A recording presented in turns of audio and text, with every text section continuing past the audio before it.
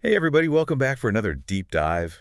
We love to explore all kinds of fascinating topics, and today we're going to be diving into the mysterious world of coyote spirits. Oh, yeah, this is going to be a good one. I think so too. We've got some amazing source material lined up, three really interesting YouTube videos, Spirit Whisperer, about my Brain Institute, and Mythology Unleashed. It's amazing how many different perspectives there are on coyotes and how they've captured the imagination of people for centuries. Yeah, and one of the things that really strikes me right off the bat is this idea that coyotes aren't just animals. Right. They represent something more, like they have this spiritual dimension to them. Oh, absolutely. In so many cultures, they're seen as symbols, tricksters, even spirit guides. It's that kind of liminal space they occupy between the physical and the spiritual that makes them so fascinating. It's like they blur the lines between our world and something else. Exactly. So, okay, let's start with Spirit Whisperer, Yeah. because that video has this really touching story about Goldie, a zoo coyote. Oh, yeah. Goldie Story is incredible. It's not your typical zoo encounter. No, not at all. Yeah. So the zookeeper in the video describes having this deep spiritual connection with Goldie, even communicating with her through meditation.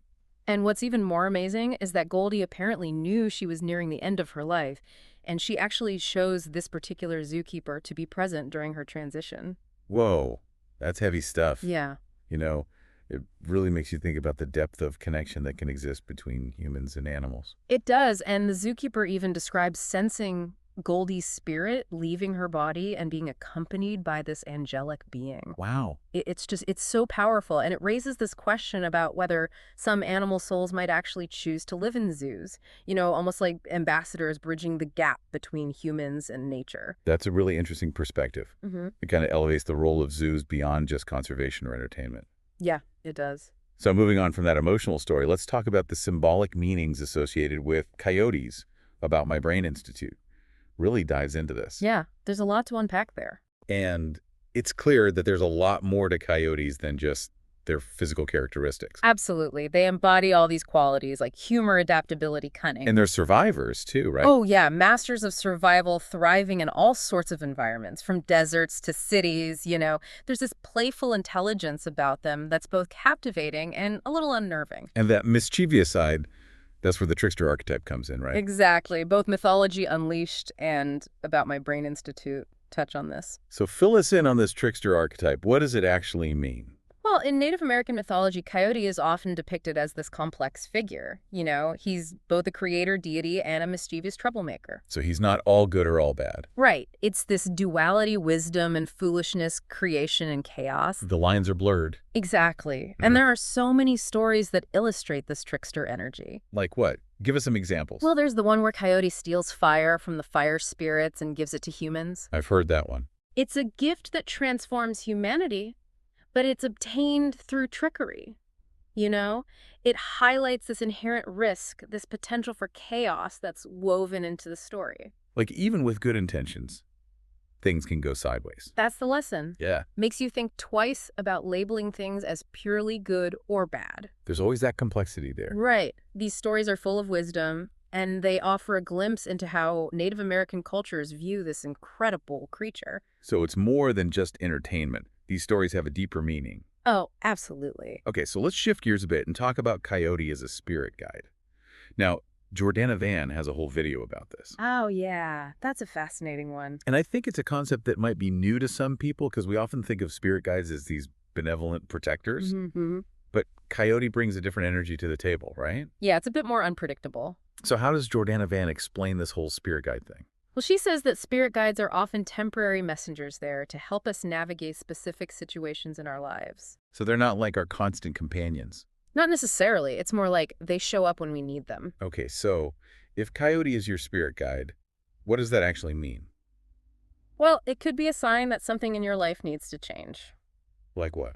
Maybe you need to embrace your playful side, break free from a routine that's no longer serving you. About shaking things up. Exactly. But there's also a darker side to it. Oh. Jordana Van mentions that Coyote's presence might be a warning about deception, like someone in your life might not be who they seem. So how do you know if Coyote is trying to guide you or warn you? That's the tricky part. Coyote often communicates in subtle ways, dreams, synchronicities, even seeing coyotes more frequently in your everyday life. Like they're trying to get your attention. Exactly. Right. And Jordan Van even connects the classic Roadrunner cartoons to this idea. Remember, while E. Coyote obsessed of catching the Roadrunner, his plans always backfire. Oh, yeah, that's classic. It's like a sign that we might be too fixated on a goal and we need to be more flexible, maybe even laugh at ourselves along the way. So Coyote's the ultimate teacher of adaptability. You could say that. Okay, so we've got this fascinating mix of playfulness and caution when it comes to Coyote as a spirit guide. But there's another side to this. We need to talk about the potential dangers of invoking the Coyote spirit. You're right. This isn't something to be taken lightly. Both Jordana Van and Bruja Cat touch on this. Yeah, they do. Bruja Cat even shares a story about finding a coyote that had been hit by a car and using its remains for spiritual purposes. It's a powerful example of working with coyote energy, but she's very clear about the need for respect and responsibility. It's not a game. Right. No, it's not. It's about honoring the coyote spirit, recognizing the power of what you're dealing with. And this ties into what Jordana Van warns about. Invoking the coyote spirit isn't like calling on a guardian angel. Right. It's like Correct. wild, unpredictable, potentially dangerous if you don't approach it with the right intentions. So it's a bit like opening a door to a realm we don't fully understand. That's a good way to put it. Bruja Cat even mentions that some might view it as bordering on conjuring, which underlines the seriousness of this practice. You know, before we go any further, I think it's worth really emphasizing that not all spirit guides are, all sunshine and rainbows. Right. Not all gentle and comforting like we might imagine. Exactly. Coyote brings this totally different energy. It's raw, it's untamed. Exhilarating and maybe a little intimidating too. For sure. And that story from Bruja Cat about finding the coyote on the highway really brings this home. Yeah, what a powerful image. She talks about feeling this pull to use its remains for spiritual purposes, but also the rituals she performed, to honor its spirit and ask for guidance. That idea of reciprocity really stands out to me. Like you're not just taking from the spirit world, but you're giving something back. Absolutely. It's about respect and understanding, acknowledging the sacredness of the animal and its role in the natural world. And it makes you realize how potent this energy is, Coyote is often seen as a psychopomp in many traditions. Oh, what? A psychopomp, basically a guide between the worlds of the living and the dead. Whoa. Okay, so we're talking about some serious stuff here. Yeah, engaging with coyote energy is not something to be taken lightly. It's like opening a door to a realm we don't fully understand. Exactly. And like Bruja Cat said, some might even see it as bordering on conjuring. Which is a whole other level. Right. So the key takeaway here is that coyote magic, like any spiritual practice, requires knowledge, intention, and deep respect for what you're working with. It's not about trying to control Coyote. No, it's more about forming a relationship. A partnership. Which brings us back to that whole trickster element. Oh, yeah. Coyote's not going to just hand us the answers on a silver platter. He's going to make us work for it. He'll challenge us, test us, maybe even throw in a prank or two along the way. So it's all part of the learning process. Exactly. Disruption is kind of Coyote's thing, shaking things up, forcing us to see the world from a fresh perspective. He's all about change. Embracing the unexpected, that wildness that exists within us all. Spirit Whisperer had this interesting point about how coyotes have adapted to living in urban environments. Oh, yeah, she called them sneaky even. Yeah, and tricky.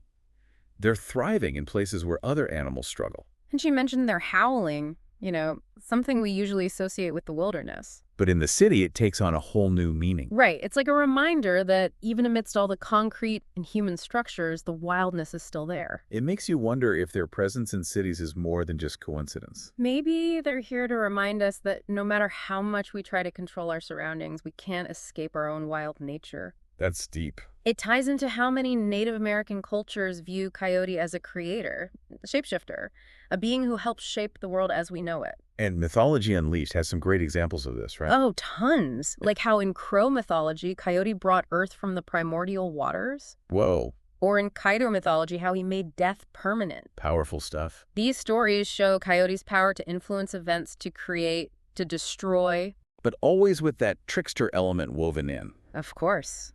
Even when he's acting as a creator, there's often a sense of mischief, of unintended consequences. Like the story of Coyote stealing fire. Exactly. He brings this incredible gift to humanity, but through trickery. There's always that element of chaos and danger. It's like Coyote is saying, here's this powerful tool, but it's up to you to use it responsibly. And you'll have to deal with the consequences, both good and bad. What a powerful message. It reminds us that power, whether spiritual or material, is a double-edged sword, And it's our responsibility to wield it wisely. which leads us to one of the most important lessons Coyote teaches: discernment. Absolutely. Discernment in this context is about distinguishing between truth and illusion. What's real versus what's a trick of the light. Which is harder than ever in today's world. With all the information and distractions, it's crucial to hone that ability. And Coyote himself is a master of illusion, right? A shapeshifter who can take on many forms. So how do we learn discernment from him? Well, Jordana Van talks about how connecting with Coyote can actually help us refine our intuition. That sense of knowing what's truly going on beneath the surface. That gut feeling. Exactly. She stresses listening to those gut feelings, even when they defy logic. Because sometimes they're trying to tell us something important. Maybe warning us of danger or guiding us towards a hidden truth. And that's where that trickster element becomes almost helpful. Right.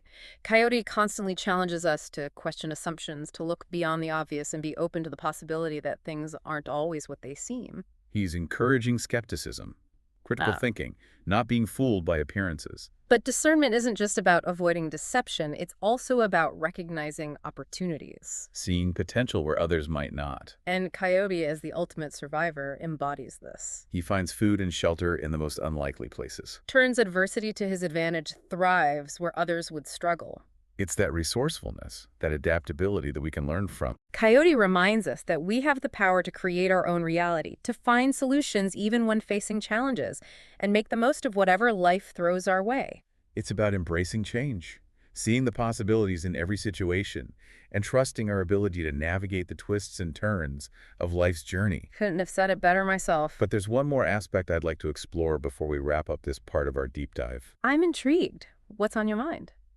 I keep thinking about Coyote's role as a psychopomp, that guide between the worlds. Ah, yes, that's where Coyote's connection to death and the afterlife really comes into focus. It's a bit of a heavy topic, but it feels important.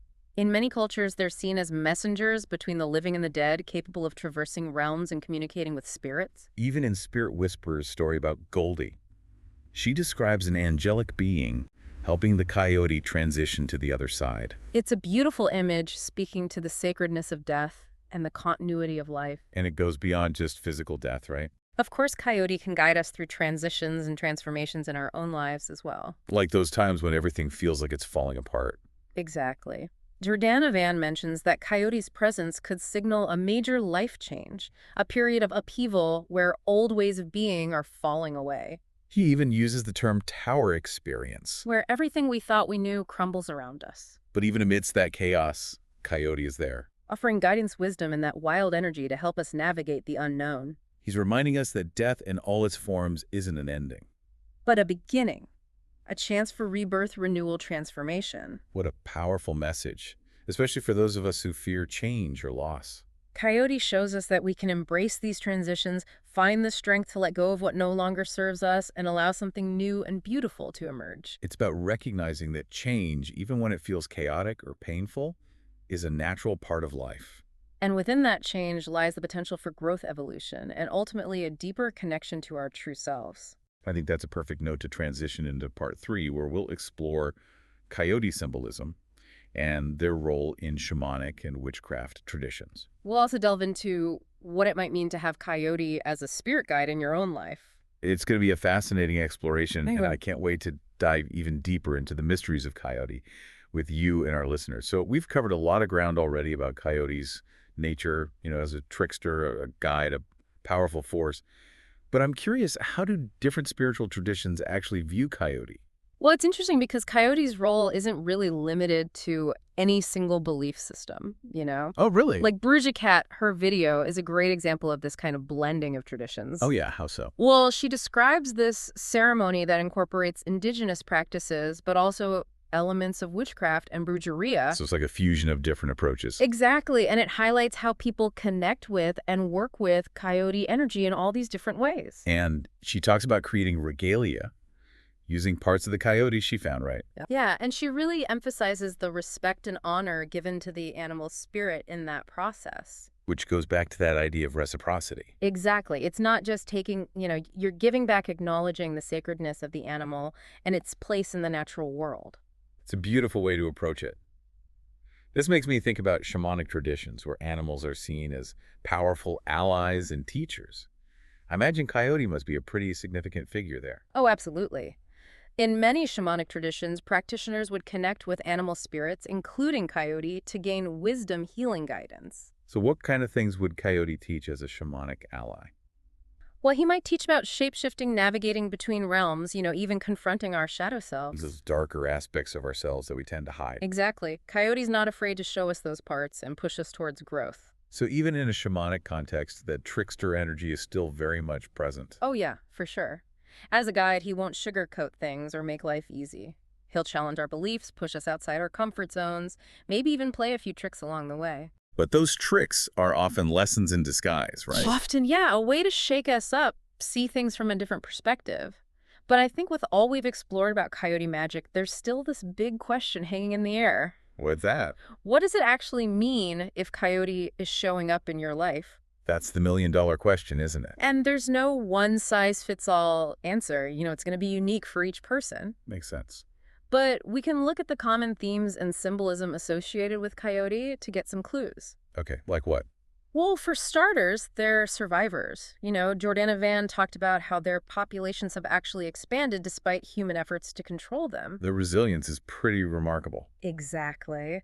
So if Coyote is your guide, he might be encouraging you to embrace your own strength, find creative solutions when facing obstacles. Don't give up easily. Right? Remember, he thrives in all kinds of environments, even those that seem hostile or challenging. And there's that incredible vision that Jordana Van mentioned. Oh, yeah, how they can see in the dark.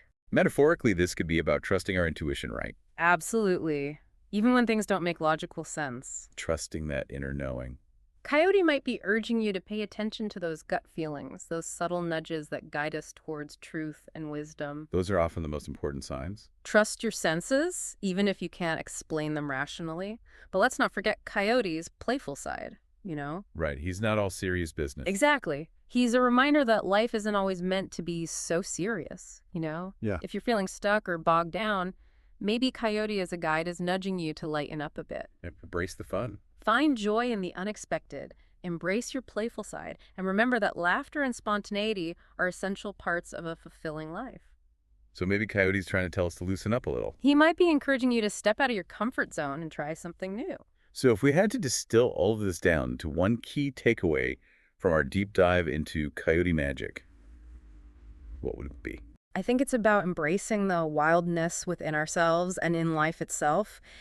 Coyote embodies the untamed, the unpredictable, that force of nature that can't be fully controlled. He's a reminder that we're part of something bigger than ourselves. He teaches us to be adaptable, resourceful, and to trust our instincts. And to remember that life is a journey, filled with unexpected twists and turns. Moments of joy and moments of challenge. It's about learning to dance with the chaos. Find the humor even in darkness, and embrace the constant state of becoming that defines our existence. That's beautifully put.